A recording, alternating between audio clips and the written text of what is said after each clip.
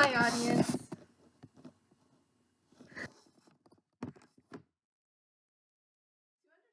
What Halloween means in paganism, you have to first understand what paganism is. Paganism is a nature based religion where pagans, witches, or wizards believe that the sun is the god and the moon is the goddess, and the earth is all encompassed, all of our gods.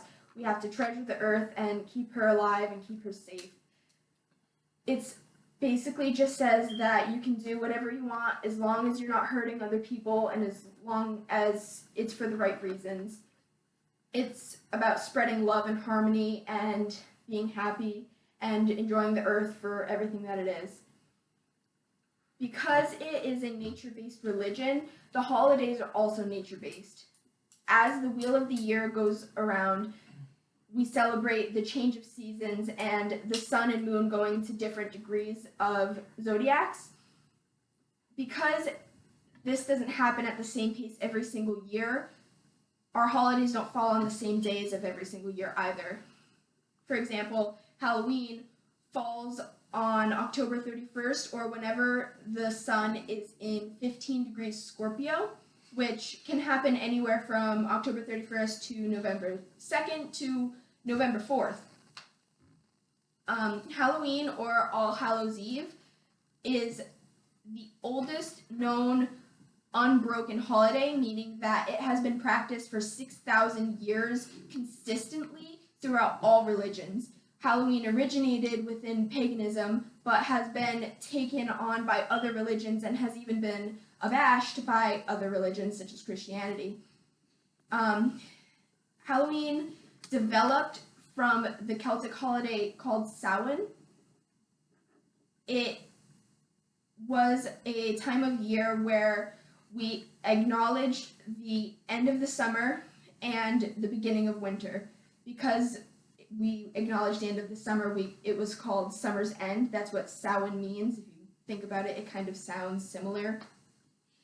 We celebrated the harvest and we prayed to the gods of the earth that for all of the food that they've given us for our upcoming winter, because this was the only food that they were going to be getting before the winter. This was a time where a lot of acknowledgement, a lot of forgiveness, a lot of thanks were given to all of the gods and everything that grew.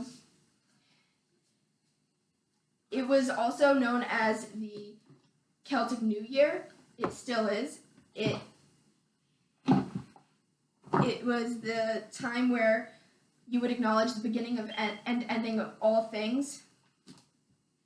You would acknowledge the coming of life and death, and you would pray to the gods to try to understand life and death a little bit better, because this was a time where if you didn't gather enough of your harvest, you weren't going to live.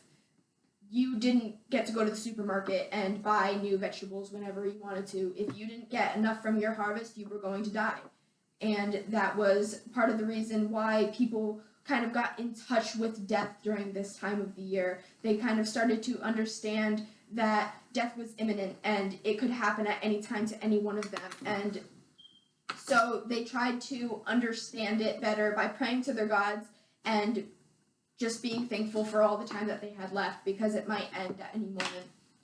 Because of the connection with death during this time of year, on October 31st, or Samhain, whenever it fell, the veil between life and death would be lifted, and so you could communicate with the dead, and the dead was allowed to walk freely amongst the earth.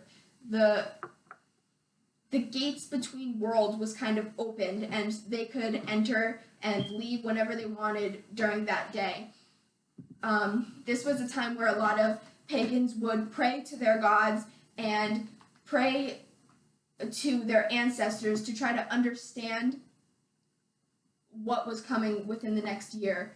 They believed that the spirits of their ancestors could tell them things about this oncoming year that would be helpful to them, to give them guidance, to help them become a little bit more wise, and to teach them things that maybe they needed to know before the end of this year. Because this was a time where ghosts and spirits could walk freely amongst the living, many times people looked at the ghosts and the spirits as evil, and so many different traditions were set in place to guard against that evil, which is where we got a lot of our traditions that we still follow nowadays. For example, the jack-o'-lantern. People would carve their jack-o'-lanterns into these gruesome, terrifying faces and carry them around with them, lit with a candle on the inside to scare the ghosts away, to frighten them with these terrifying, morbid faces. And in fact, it wasn't always even pumpkins that were carved. There were turnips in Belgium. That's what they used to carve. Another tradition that we still follow nowadays is the sweets. Cakes were given as, they were called cakes of the dead, and as many cakes as you ate, the more blessed you'd be. The idea was that you ate a cake in memory of every ancestor that you wanted to honor, and they would bless you in return for honoring them. And so the more cakes you ate, the more likely you were to be blessed in the oncoming year. And so that's where we got our candy idea from, and why we gorge ourselves until we can't move. As time went on, other religions started becoming more prominent in society. Christianity kind of started to take over, and because witches and wizards and pagans of all kind were always kind of looked down upon anyway, and even outlawed in the past, Christians kind of turned our most sacred holiday into this morbid joke where we dress up like witches and wizards and walk around and eat candy and carve pretty faces on our pumpkins, which is not what was intended to be. It was intended to be a time of remembrance for those who have been passed on to the other world, a time where we could talk to our dead grandma and grandpa, and a time where we could remember what has been lost and be thankful for what we have. And it's just kind of been lost through Christianity and their hatred for us.